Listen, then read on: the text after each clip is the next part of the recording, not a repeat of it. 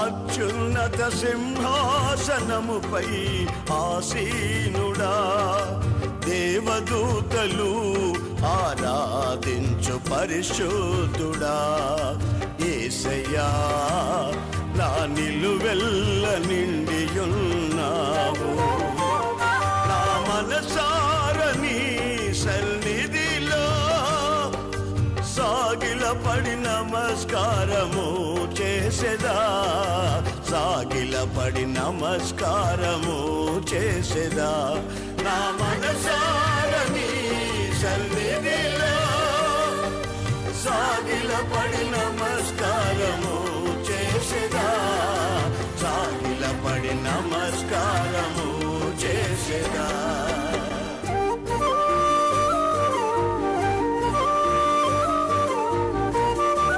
ప్రభువును రక్షకుడైన యేసు క్రీస్తు అతి శ్రేష్టమైన నామాన్ని బట్టి దైవ సందేశాలు అని ఈ కార్యక్రమాన్ని చూస్తున్న మీ అందరికీ ప్రత్యేకంగా వందనాలు. పేతురు రాసిన మొదటి పత్రిక 2వ అధ్యాయము 21వ వాక్యాన్ని జాగ్రత్తగా చదువుదాం. క్రీస్తు కూడా మీ కొరకు బాధపడి మీరు తన అడుగు జాడల యందు నడుచుకొనున్నట్లు మీకు మాదిరి ఉంచిపోయాను. ఇక్కడున్న వచనం ఏమిటంటే, ఆయన మన కొరకు బాధపడి అనే మాట ఉంది. ఆయన ఎందుకు బాధపడ్డాడంటే, మనం ఎవరం ఆయనకి బాగా తెలుసు. పరిశుద్ధ గ్రంథంలో మనం ఎవరం అని అడిగితే గ్రంథం ఏం చెప్పింది తెలుసా? మార్గములను చెరిపివేసుకున్నవారు అని.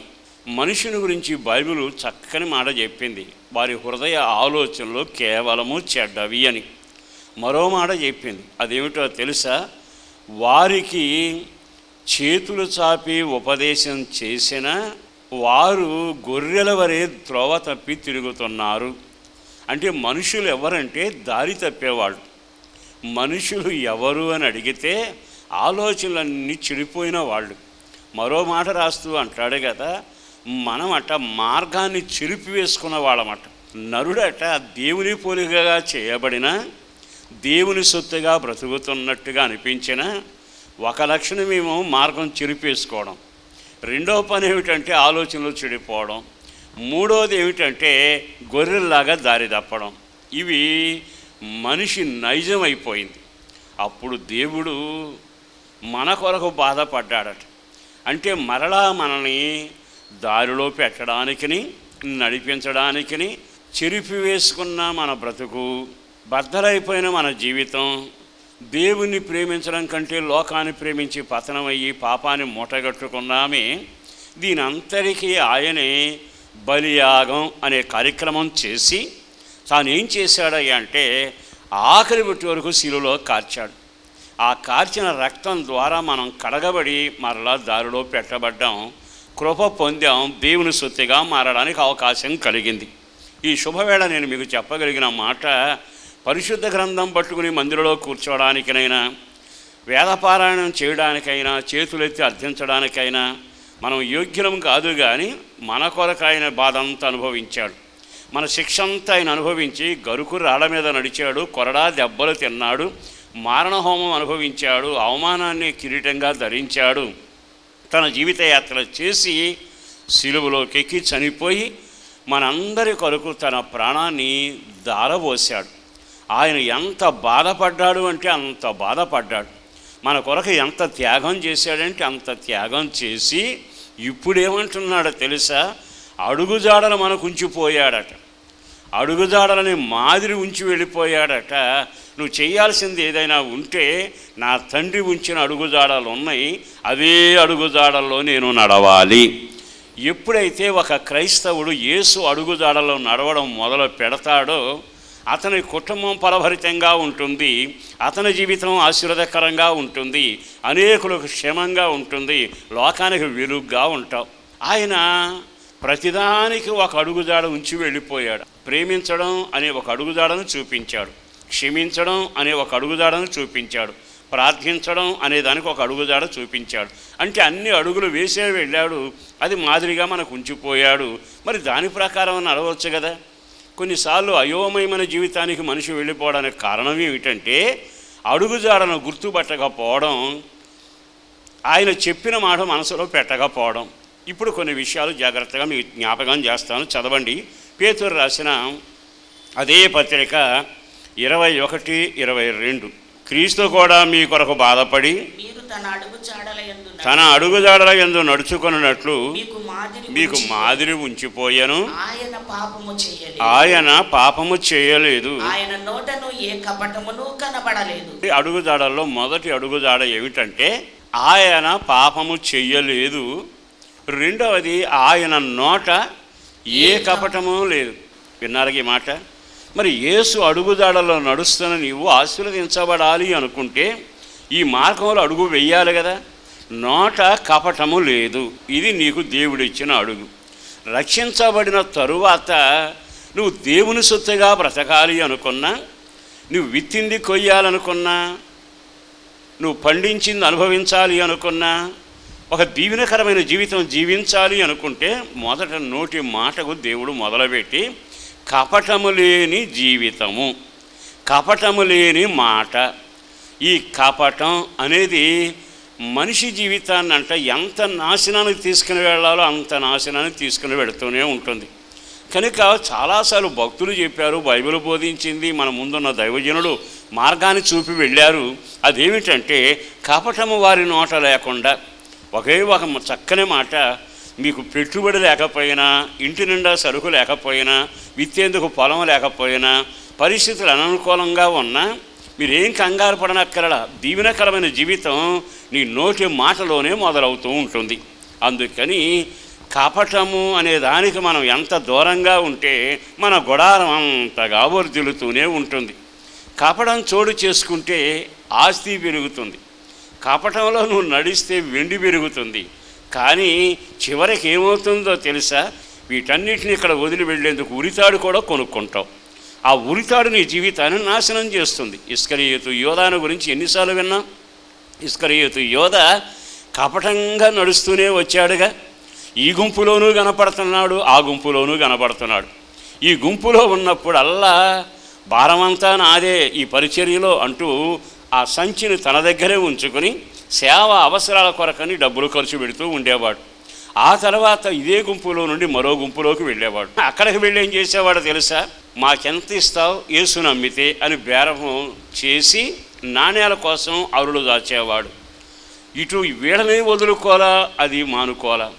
ఈ రోజున కపటం ఎక్కడో ఉంది అని ఎవరి గురించో చెప్పుకోవడం కంటే నీ వ్యక్తిగత జీవితంలో మొదట ఇస్కరియోతు యోధాను గురించి కొంచెం ఆలోచించుకోనండి. కపటంగా ప్రవర్తించి ఇస్కరియోతు యోధ ఏమి సాధించాడు? మీకు ఎరిగిన సత్యం చెప్పాలి అంటే దైవజనుడు గుడ్డివాడిగా ఉన్నాడట. అయినా అతడు వయసు మళ్ళీ దేవుని సందులో ప్రార్థనలో దేవుని చూస్తా మాట్లాడుతూ ఉండేవాడు. అతగాడి దగ్గర ఉన్న ఒక వ్యక్తి, అతడు వృద్ధుడు, అతడు ముసలివాడు అంటూ అతను ఏం చూస్తాడే ఏం తెలియదు అన్నట్టుగా పరుగు పరుగున గెహాజీ నయమాను రథం వెనక పరుగెత్తుకుని వెళ్ళి పోగు చేసుకుని వచ్చేశాడు. వచ్చిన తర్వాత మరలా దైవజనుడు అడిగాడు, ఎక్కడికి వెళ్ళొచ్చావు అని. దేవుడు ఎప్పుడు నీకు ఒక అవకాశం కలిగిస్తానే ఉంటాడు. ఏమిటి అవకాశం? వెళ్ళొచ్చిన తర్వాత అయినా నిజం చెప్పితే నీ జీవితం క్షమించబడుతుంది. అక్కడ కపటంగా మాట్లాడాడు. నేనే ఎక్కడికి వెళతానండి అయ్యా, మీకేమో కళ్ళు కనబడవు, మిమ్మల్ని వదులుకు నేను ఎందుకు వెళ్తాను? వెళ్ళిందేమో రథం వెనక, మోసుకొచ్చిందేమో సొమ్ము. కానీ ఆయన దగ్గర కపటంగా మాట్లాడటం మొదలుపెట్టాడు. ఆత్మదేవుడు ఎంత తేటగా మాట్లాడాడు రాజుల గ్రంథంలో. చిత్రం ఏడో తెలుసా? రథం వెనక వెళ్ళేటప్పుడు నేను ఎక్కడున్నాను కానీ నా ఆత్మ నీతో రాలా, నేను వృద్ధాప్యం నుండి ఇక్కడే ఉన్నాను కానీ నా ఆత్మ నీతో బయలుదేరి వచ్చింది అంటే ఒక దైవజనుని ఆత్మ ఎలా ప్రయాణం చేసింది? ఒక్కసారి దేవుని ఆత్మ నీతో సంచరిస్తుందని గమనిస్తున్నావా? అందుకే దైవజనుడు అంటాడు కదా, నేను పాతాళంలోకి పోయినా అక్కడ ఉన్నావు, సముద్ర గర్భంలో ఉన్నా అక్కడ ఉన్నావు, ఆకాశానికి ఎక్కిపోయినా నీవు అక్కడ ఉన్నావు, నీవు లేని చోటేది? ఈ శుభవేళ ఈ మాటలు వింటున్న తర్వాత నీ కుటుంబం ఒక దీవెనకరంగాను ఆశీర్వాదకరంగాను ప్రభువులే మారడానికి, ప్రభు దగ్గర నిత్యత్వం నిలవడానికి, ప్రభు యొక్క రాజ్యంలో ఏలేవాడిగా ఉండడానికి, సదాకాలమైన ముఖదర్శనం చేసుకునే వ్యక్తిలాగా నీవు ఉండి తీరాలి అనుకుంటే ఈ కపటము నుండి మీరు దూరము చేయబడుదురుగాక. ఈ రోజున వెండి బంగారాల కంటే ఆస్తి అవసరమైంది నిజాయితీ, ఓ యథార్థమైన జీవితం. మరి ఈ రోజైనా ఆ మాదిరి ఉంచిపోయాక అడుగుజాడలో నువ్వు అడుగులు వేయాలిగా, అడుగులు వేసినాక ఆయనకు లెక్క చెప్పాలిగా. సహోదరుడా నువ్వెందుకు ఆగిపోయావు అంటే ఏం సమాధానం చెబుతా? నేను దారి ఉంచాను కదా, అడుగుజాడలో ఉంచాను కదా, అందులో నడుస్తావు కదా, అందులో నడిస్తే నా దగ్గరకే వస్తావుగా, మధ్యలో ఎందుకు ఆగిపోయావు? ఆత్మలో ఎందుకు చల్లబడిపోయావు? ఆత్మలో ఎందుకు వెనకబడిపోయావు? దానికి ప్రబలమైన కారణం ఆయన అడుగుజాడలు ఎక్కడో తప్పావు కనుక అక్కడ విషయంలో జాగ్రత్తగా ఉంటూ మన వ్యక్తిగత జీవిత అనుభవాల్లో అడుగులు వేయాలి. మరో వాక్యాన్ని కూడా మీకు జ్ఞాపకం చేయాలని నేను కోరుకుంటున్నాను. మార్కు సువార్త 10వ అధ్యాయం 45వ వాక్యాన్ని చూద్దాం. మనుష్య కుమారుడు పరిచారము చేయించుకొనుటకు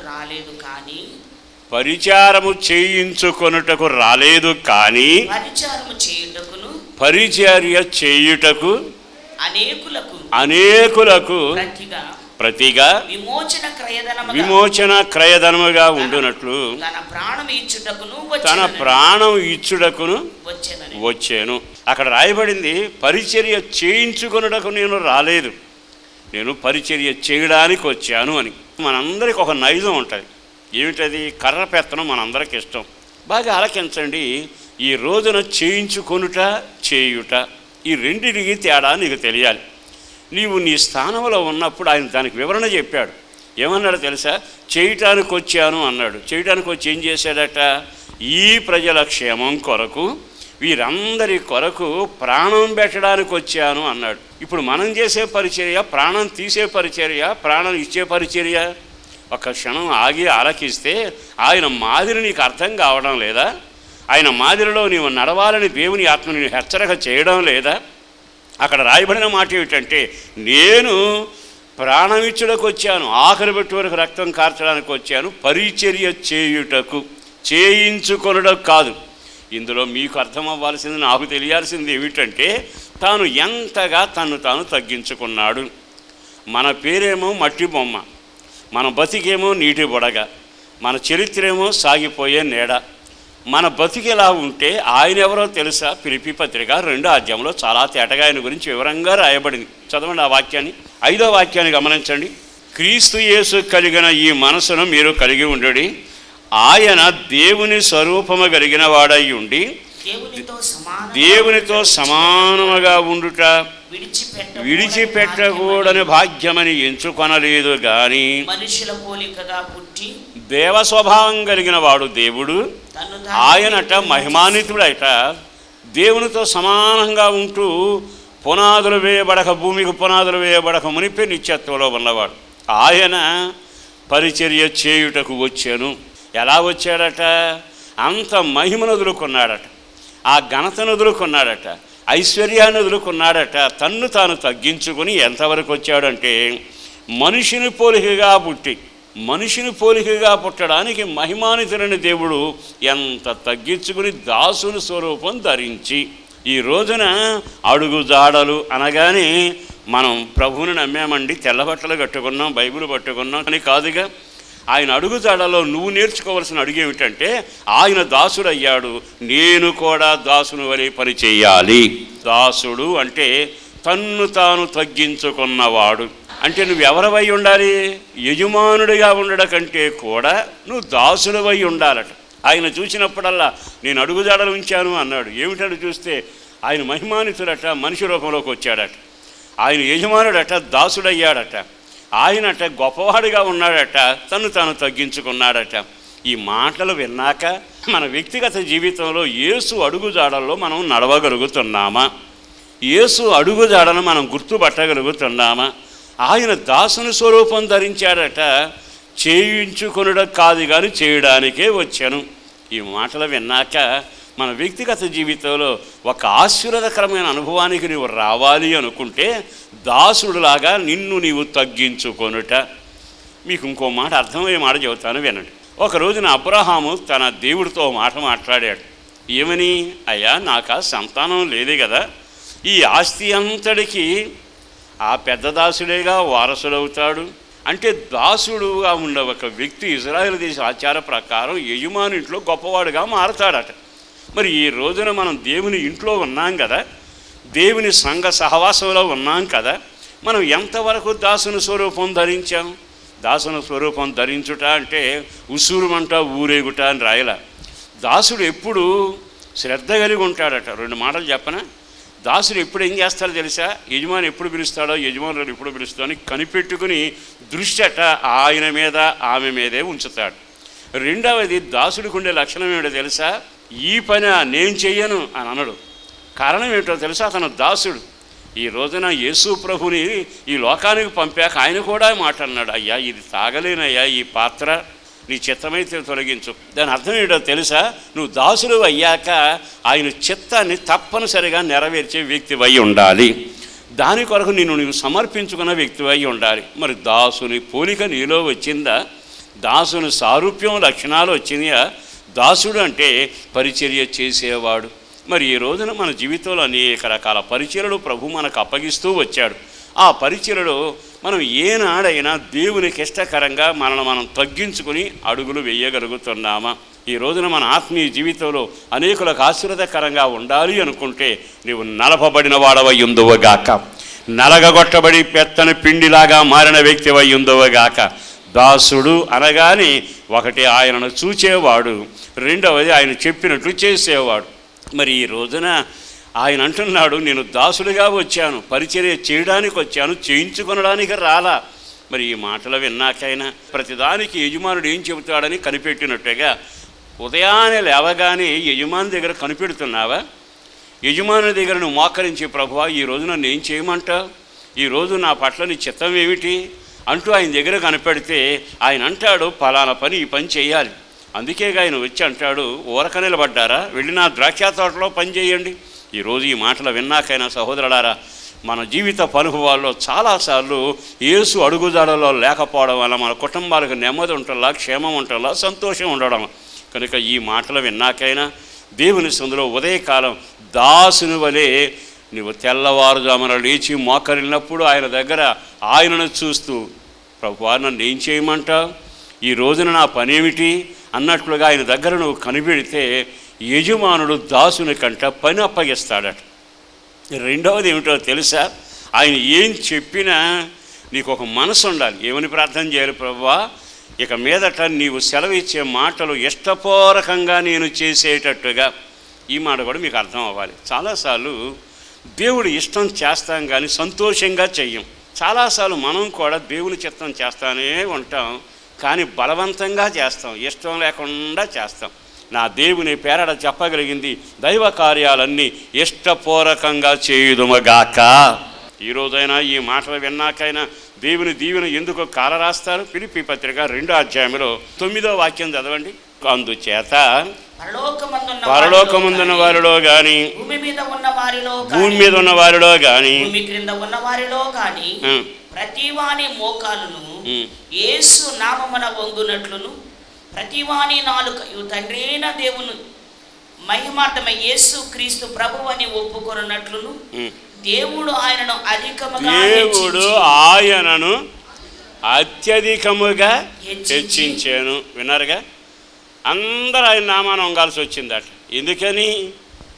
ఈయన దాసుని స్వరూపం ధరించి మనిషిని పోలికగా పుట్టి విధేయత నేర్చుకునే శ్రమలో నలిగిపోయి దీనుడిగా బ్రతకడానికి అలవాడబడ్డాడు. దాసుడిగా బ్రతకడానికి తీర్మానం చేసుకున్నాడు. ఒకటే చిట్క, నీ జీవితంలో ఎంత విధేయత ఉంటుందో అంతగా ప్రకాశించే తారలాగా ఆకాశంలో దేవుడు నిన్ను పెట్టబోతా ఉన్నాడు.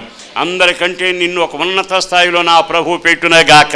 నేను కోరుకునేది ఒక్కటే, నీ జీవితంలో ఆయన అడుగుజాడలు నీవు నడవడం మొదలుపెట్టు, ఆకాశ నక్షత్రాల్లాగా నీ జీవితం మలచబడునుగాక.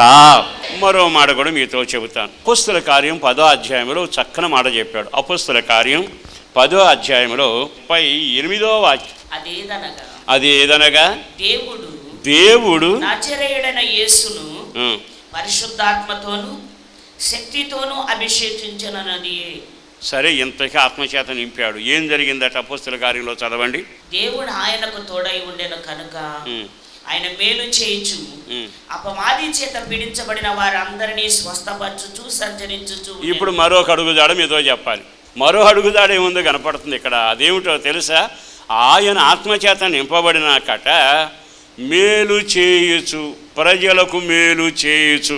అందరూ ఆమేనండి. ప్రజలందరూ నాకు మేలు చేయుచు అన్నారా? ప్రజలకు నేను మేలు చేయుచు అన్నారా? మనమే ప్రజలకు మేలు చేయుదుమగాక. మన తత్వం ఏంటి తెలుసా? నువ్వే నాకు మేలు చేయి, కనబడ్డ వాళ్ళందరూ నాకు మేలు చేయాలి. చిత్తం అది కాదు, దేవుని ఇష్టం అది కాదు. యేసుదేవుడట తన మేలు గురించి ఆలోచించుకోలేదట, కానీ ఇతరులకు మేలు చేయడం మొదలుపెట్టాడట. ఎప్పుడైతే మేలు చేస్తూ ఉన్నాడో, ఆ వాక్యాన్ని మళ్ళా చదువుదాం. అపవాది చేత పీడించబడిన వారందరినీ స్వస్థపరచుచు. అపవాది క్రియను లయపరిచాను, స్వస్థపరిచాను. అర్థమవుతుందా? ఆయన అడుగుదాడలు ఇవి. నా ప్రాణప్రియుడిని యేసుని బట్టి బ్రతిమలాడుతూ చెప్పగలిగిన ఖచ్చితమైన మాట ఉంది అనుకుంటే మేలు చేయడం. మనం ఇతరులకు ఏమైనా మేలు చేస్తున్నామా? ఏమండి, వాడు మనవాడు కాదండి, అందుకు మేలు చేయం. వీడు మన సంఘస్థుడు కాదండి, అందుకు మేలు చేయం అనేది ఎక్కడా లేదుగా. మేలు చేయడానికే ప్రభు నిన్ను నిర్ణయించాడు. అలా అనుకుంటే యూదులకు చేసి సరిపెట్టుకునేవాడు. ఇండియా దాకా సువార్త వచ్చేది కాదు. ప్రపంచమంతా ఈ రోజున దేవుని మాట ప్రభావితం ఎలా చేస్తే ప్రపంచం ఈ విధంగా దేవుని వెలుగును చూడగలిగింది. చాలాసార్లు మనం ఏం చేస్తామంటే మేలు చేయడానికి ఆలోచన పడుతుంటాం, ఆలోచిస్తూ ఉంటాం. కానీ నేను ఒక ఉదాహరణ లాంటి మాట చెబుతాను, ఈరోజు జాగ్రత్తగా వినాలి. సమూయేలు మొదటి గ్రంథం 30వ అధ్యాయం మొదటి వాక్యాన్ని చదువుదాం. దావీదును అతని జనుడును 3వ దినమందు సిగ్లాకు వచ్చిరి. అంతలో అమాలేకులు దండెత్తి దక్షిణ దేశం మీదను సిగ్లకు మీదను పడి కొట్టి దానిని తగలబెట్టి గనులనేమి అల్పులనేమి అందులోనున్న ఆడవారందరినీ చెరపట్టుకుని చంపక వాడిని తీసుకుని వెళ్ళి. దావీదట బయటికి వెళ్ళి వచ్చాడట. ఇప్పుడు ఎక్కడున్నాడంటే అరణ్యంలో ఉన్నాడు. అతని దగ్గరకు బంధువులు వచ్చారు, భార్య పిల్లలు వచ్చారు. రాజ్యం పోయింది, పరిస్థితులు మారిపోయాయి. ఎలాంటి పరిస్థితిలో ఉన్నాడయ్యా అంటే అక్కడ రాసిన మాట, అమాలేకులు దండెత్తి వచ్చి కొట్టి దానిని తగలబెట్టి. ఇక చాలండి. ఇప్పుడు శత్రువులు వచ్చారు, తగలబెట్టారు. శత్రువులు వచ్చారు, భార్య పిల్లలను దోచుకున్నారు. శత్రువులు వచ్చారు, ఆస్తిని మూటగట్టుకున్నారు. శత్రువులు వచ్చి అక్కడ ఏమీ లేకుండా మొత్తాన్ని తీసుకెళ్ళిపోయారు. దావీదు వచ్చేటప్పటికీ దావీదుతో జనం కొంతమంది ఉన్నారు. వాళ్ళు వచ్చేటప్పటికి భార్యలు కనపట్ల, పిల్లలు కనపట్ల, ఇళ్ళేమో తగలబడిపోయాయి, డేరాలు కాలిపోయాయి. ఏమిటి పరిస్థితి? ఎంత గుండె అవిసిపోయిందంటే అంత కంగారైపోయి ఉంటాడు. నిజంగా ఆ పరిస్థితి మామూలుగా లేదుగా. కానీ ఇతడు ఇక ఏడవలేక ఏడుస్తున్నాడట. ఏడ్చే ఓపిక కూడా లేకుండా అయిపోయిందట. ఒక పక్కన తగలబడిన అనుభవాలు, ఒక పక్కన అయిన వాళ్ళు దూరం అయిపోవడం, ఒక పక్కన సమస్యలు ఎక్కువైపోవడం, వాళ్ళు చూస్తే అందరినీ బందీగా తీసుకుని వెళ్ళిపోవడం. ఇవన్నీ చూశాక తనతో ఉన్నవాళ్ళు, మేము ఊళ్ళో ఉన్నా బాగుండేది, నీ దగ్గరకు వచ్చాము అరణ్యం దగ్గరకి, నువ్వేదో ఘనుడువని నీవేదో ఘనకార్యం చేస్తావంటే ఇక్కడికి వచ్చినందుకు మా భార్య పిల్లలు దూరం అయ్యారు, మేమేసిన గుడారం తగలబడిపోయిందని వాళ్ళంతా లేచి దావీదును రాళ్ళతో కొడదామన్నంత వరకు వచ్చేశారు. ఆ భయానకమైన పరిస్థితుల్లో ఏం జరిగిందో తెలుసా? ఏమీ చేయలేక ఏడ్చాడు. ఎంత ఏడుపు ఏడ్చాడంటే అంత ఏడుపు ఏడ్చాడండి. ఏడ్చి చివరికి అతను ఒక విచిత్రమైన పని చేశాడు. ఏమని తెలుసా? దేవుని బట్టి తానే ధైర్యం తెచ్చుకున్నాడట, తనకు తానే ప్రోత్సహించుకున్నాడట, తనకు తానే బలపరుచుకున్నాడట. బలపరుచుకుని ప్రార్థన చేసి, అయ్యా నేను వెళతానయ్యా, వాడిని మరలా తెచ్చుకుంటానయ్యా అంటే దేవుడు వెళ్ళమన్నాడు. తీరా వెళ్ళి వాళ్ళు వెనక పడిపోతూ ఉన్నాడండి. వాళ్ళు దోచుకుని వెళ్ళిపోయారు. ఆ మార్గం తెలియక అరణ్యంలో అటు ఇటు తిరుగుకుంటూ వెళ్తా ఉన్నాడు. ఈలోపు ఒక అతను కనపడ్డాడు. చదవండి, ఇప్పుడు ఆ వాక్యాన్ని మీకు జ్ఞాపకం చేస్తాను. 11వ వాక్యం. పొలములో ఒక ఐగుప్తీయుడు కనబడెను. వారు దావీదు నొద్దకు వారిని తోడుకొని వచ్చి వాడు 3 రాత్రింబగళ్ళు అన్నపానములు ఏమీ పుచ్చుకొనలేదని తెలుసుకొని వానికి భోజనము పెట్టి అక్కడ ఆగుదామండి. ప్రయాణం వెళుతున్నాడట, దారిలో ఒక అతను పడి ఉన్నాడట. అతను చూడగానే ఎవరవయ్యా? నేనండి ఐగుప్తీయుడిని, నేను అమాలేకుడికి బానిసగా బతుకుతున్నాను అంటూ మాట్లాడి వివరాలు చెప్పాడు. 3 రోజుల నుంచి అన్నం లేదట అతనికి. వెంటనే దావీదుతో ఉన్నవాళ్ళు అతనికి భోజనం పెట్టారు. విన్నారు ఈ మాట? మనకు అన్నీ ఉంటే పెడతాం, కానీ దావీదు ఎవరో తెలుసా? యేసు ప్రభువు ప్రతీకగా కనబడుతున్నాడు. యేసు ఎంత చక్కని కార్యక్రమం చేశాడు. యేసు మేలు చేయొచ్చు. అందరూ ఆమేన్ చెప్పండి. ఎవరికీ? అందరికీ, సకల జనాలకి మేలు చేశాడట. మరి అదే అడుగుజాడలో మనం వెళుతున్నాం కదా. ఈ వాక్యం మీకు ఎందుకు జ్ఞాపకం చేస్తున్నానంటే, పరిస్థితులు అనుకూలంగా ఉంటే మేలు మనమే చేస్తాం, కానీ తగలబడ్డప్పుడు చేస్తామా? ఇంట్లో ప్రాణాలు పోతే చేస్తామా? ఇంట్లో ఉన్నదంతా అరించిపోతే చేస్తామా? మన ఆకలి తీరకుండా ఉంటే మనం చేస్తామా? మనమే నానా ఇబ్బందులు పడుతుంటే మనం చేస్తామా? అయితే లోకోక్తి, లోక కార్యక్రమం ఏమిటో తెలుసా? అలా చేయకపోవడం అనేది లోకానికి సంబంధించింది. మన ఆకలితో ఉన్న ఒకరిని ఆకలి తీర్చగలగాలి, మనం వేదన అనుభవిస్తున్న ఒకరిని ఆదరించగలగాలి. మనం గుండె మీద చేయి పెట్టుకుని వాక్యం దగ్గర నిలబడితే, నా పరిస్థితులు అనుకూలంగా ఉన్నప్పుడు చేస్తున్నానా, అననుకూలంగా ఉన్నా చేస్తున్నానా?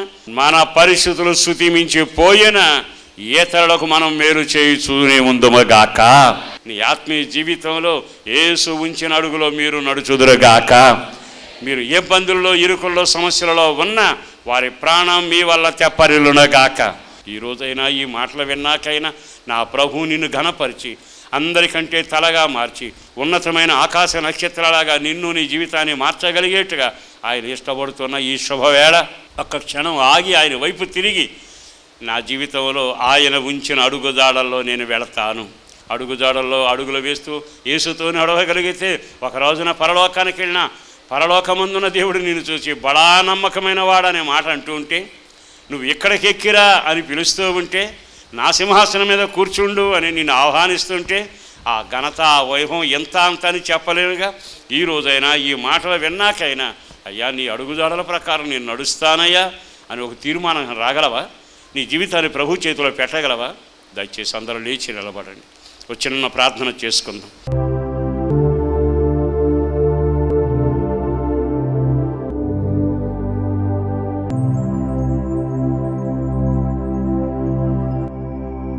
పరిశుద్ధుడును ప్రేమామడిన ప్రభు, వందనాలయ. అపారమైన నీ ప్రేమ కొరకు ధన్యవాదాలు. ఈ మాటలు ఎంతమంది వింటున్నా వాళ్ళందరికీ క్షేమం కలగాలి. నీ అడుగుజాడల్లో నడిచే కృప నాకు దయచేయి ప్రభు, మాకు దయచేయ. ఎంతమంది తీర్మానం చేసుకుని అడుగులు వేస్తున్నారో ఇక మీదట నీ అడుగుజాడలో నడవడానికి కార్యాన్ని చేసి ఘనత, మహిమ, ప్రభావాలు పొందుకుంటూ బలమైన కార్యాలు జరిగించి మీరు మహిమ పొంది పేరు పేరున బిడ్డలను దీవించుమని యేసు పరిశుద్ధ నామాన ప్రార్థించి విన్నవించి వేడుచూ ఉన్నాము తండ్రి. ఆమేన్.